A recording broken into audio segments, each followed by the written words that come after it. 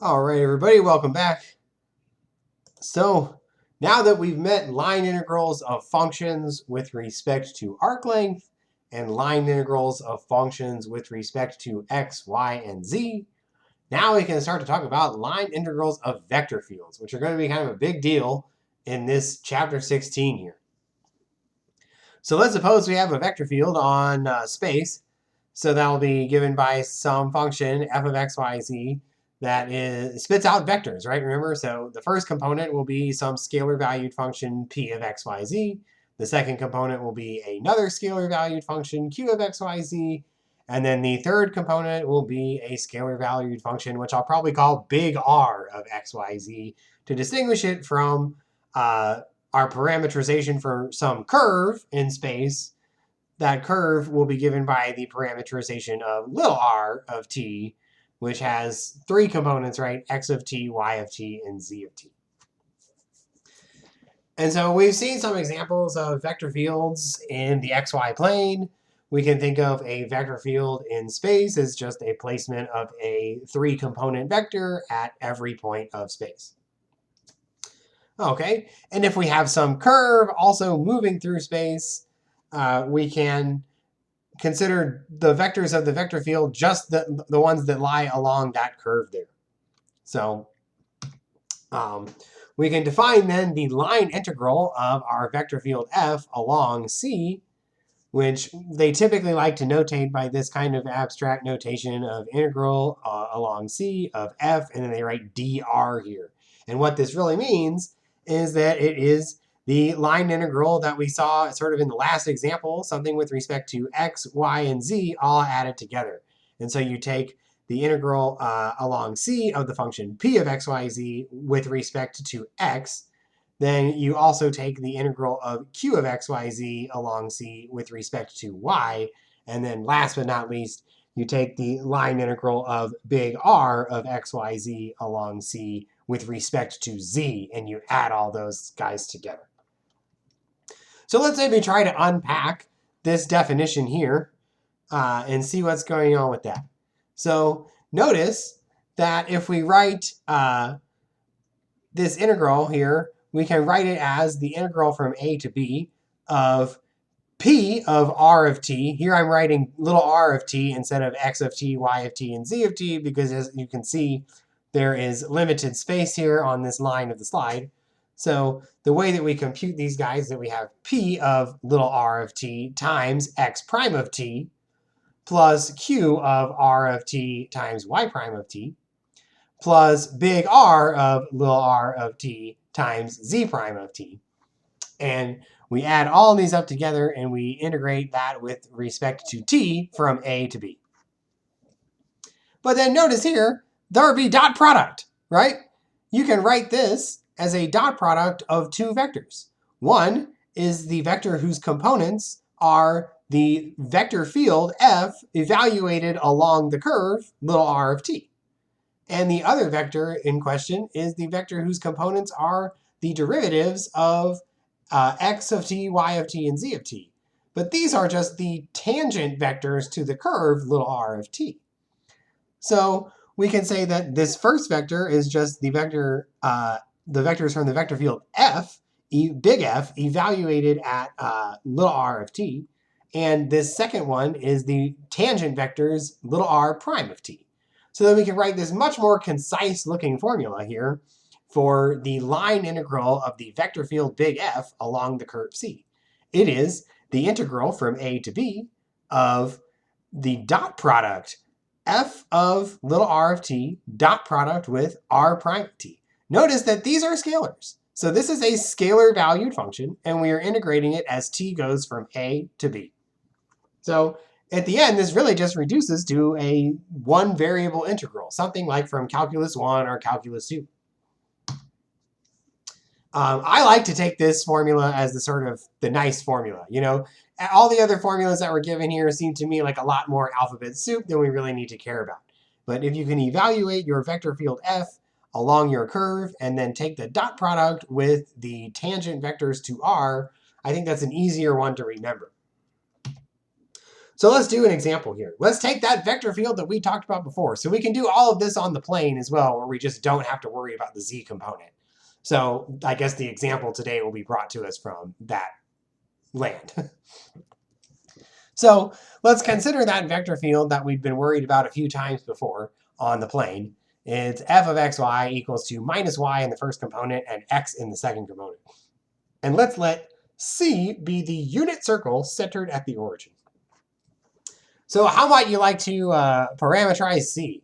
Well, I like to parameterize it this way. We can write the function little r of t to be cosine of t in the x component and sine of t in the y component. This exactly picks out the points on the unit circle as t varies from, say, 0 to 2 pi.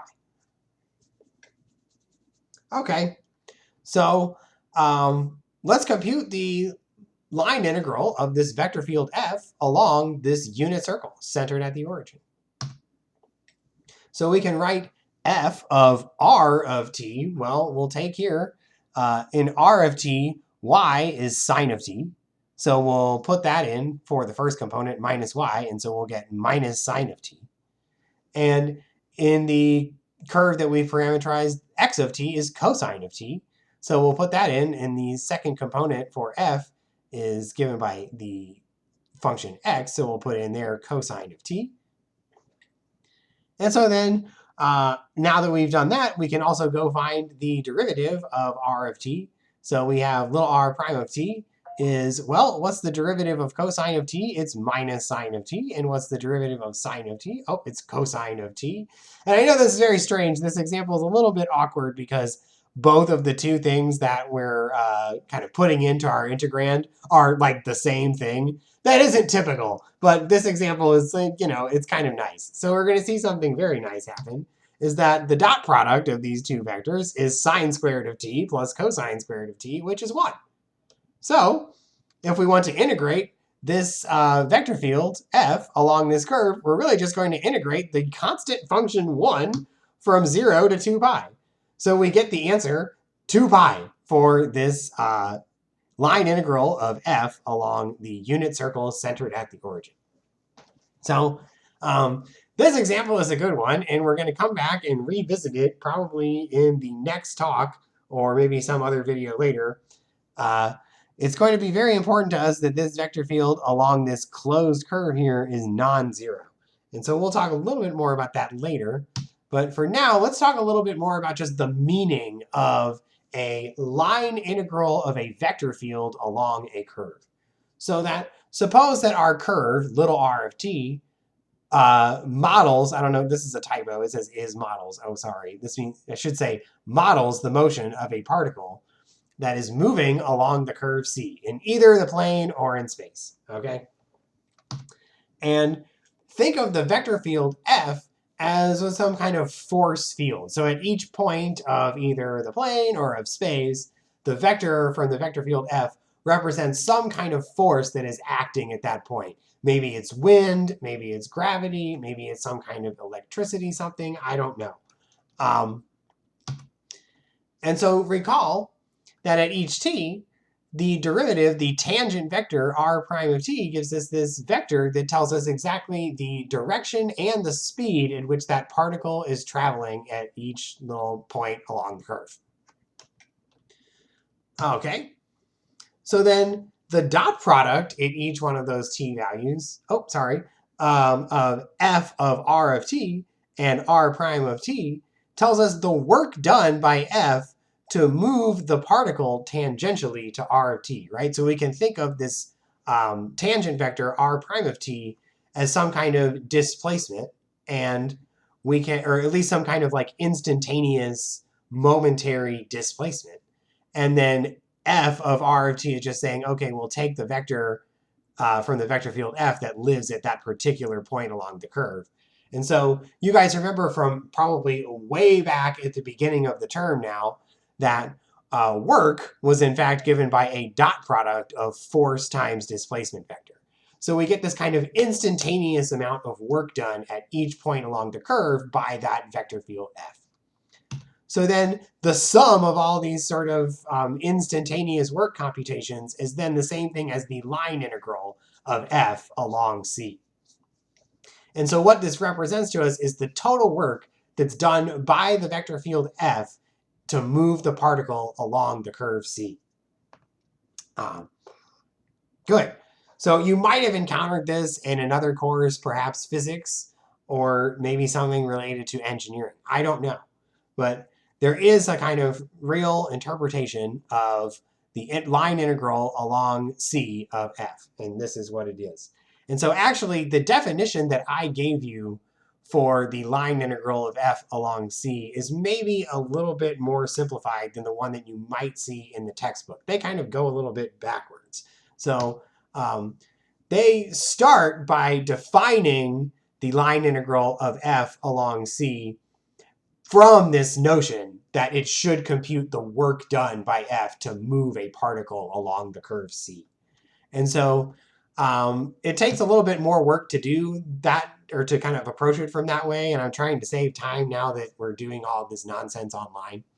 So it turns out that when you define it that way, though, you get that the line integral of f along C is the same thing as the line integral of the scalar valued function f dot t with respect to arc length, where big T here is the unit tangent vectors. You guys remember those from chapter 13.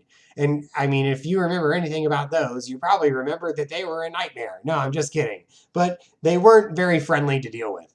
That's the truth. And so we also have seen in the past here that these integrals done with respect to arc length, they also aren't very friendly to deal with. However, there is one nice thing that comes out of this. Those two sort of unfriendly things go together rather nicely. What did we not like about doing integrals with respect to arc length, or line integrals with respect to arc length? Namely, we didn't like having that extra square root factor on the integrand. That came from the length of r prime of t. Well, what don't we like about these unit tangent vectors? That we have to divide by exactly that same quantity. So when you put these guys together, what you get then is that they kind of undo each other. And so you'll dot product with this vector that has on its denominator is rescaled by the length of r prime of t. And then to integrate with respect to arc length, you then have to multiply by that same factor that you divided by. And so they cancel each other out, and you get the definition that we were taking here. So, so the big takeaway is that this is our nice formula for a line integral of a vector field along a curve. Okay, and so I think that's it for right now. So come back next time and we'll get some really clever ways to compute some line integrals of vector fields. We get a couple of really nice theorems. One is almost the exact same thing as the fundamental theorem of calculus, and another one is similar, but maybe even a little bit more cool. So stick around for that. We will see you then.